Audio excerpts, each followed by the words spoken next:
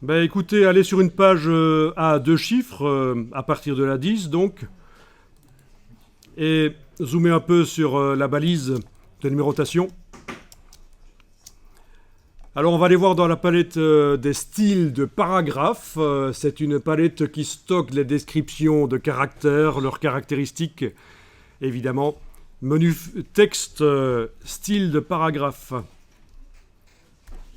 Alors il se trouve que on a un style de paragraphe qui s'appelle numérotation. Ça veut dire que pour pouvoir modifier d'un coup, dans le gabarit A, le caractère sur la page de gauche et droite en même temps, il y a un style de paragraphe qui a été créé.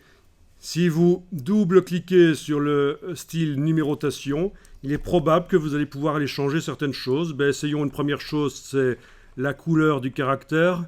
Donc la couleur du caractère... où est-ce qu'elle est ici?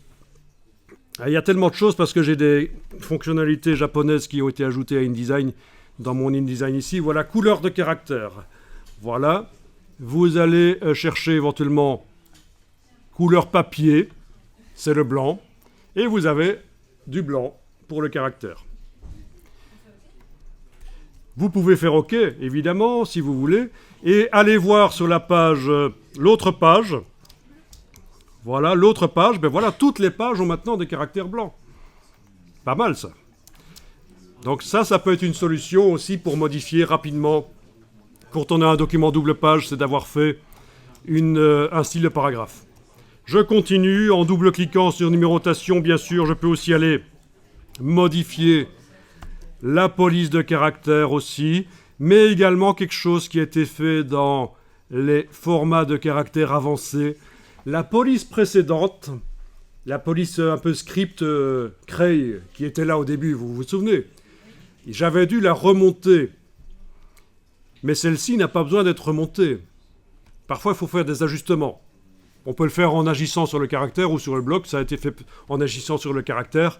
Et c'est ici que ça se passe, dans format de caractère avancé. Vous avez ici le décalage vertical, ce qu'on appelle aussi le... Pour ceux qui ont fait la mise en page. Le parangonnage. Voilà. Ah, apparemment, vous n'êtes pas allé jusque-là en mise en page. Voilà. C'est un terme typographique, le parangonnage.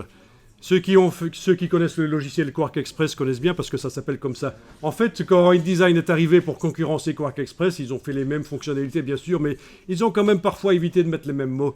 Et décalage vertical dans InDesign et parangonnage dans Quark Express. Alors Quark Express, maintenant, c'est mort. Hein. Il n'y a plus que combien 0,3% des gens qui utilisent, je ne sais pas, c'est de cet ordre-là. Alors il faut savoir que quand InDesign est arrivé en 1999, en 99 pour ceux qui ne savent pas parler français, je rigole. Eh bien, évidemment, comme chaque fois qu'il y a une nouveauté, il y avait unanimité, ça ne remplacera jamais Quark Express. Eh bien, évidemment, maintenant, Express, c'est quasiment mort. Mais ça peut être intéressant de le connaître si vous voulez vous spécialiser dans les métiers de la communication. Voilà. Ici, je vais le mettre à -1 parce que je trouve que c'est pas mal. Bien sûr, on pourrait mettre des décimales et même des centimales, etc.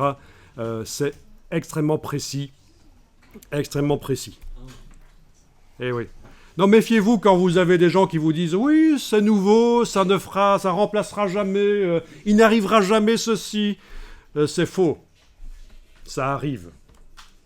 Ça me rappelle quand j'ai commencé comme animateur radio en 1904. Je vous raconte ma vie. En 1984, ça va vous faire rire, ça. J'ai commencé comme animateur radio en 1984. Je m'amène dans la radio avec mon lecteur de CD. Oui, c'est pas mal ton truc, mais ça remplacera jamais le vinyle. Oui, on a vu ce qui s'est passé après. Enfin voilà, donc c'est rigolo. Alors voilà, on a réussi à modifier la numérotation, la police de caractère, la couleur, tout aurait pu être modifié. C'est une manière de faire.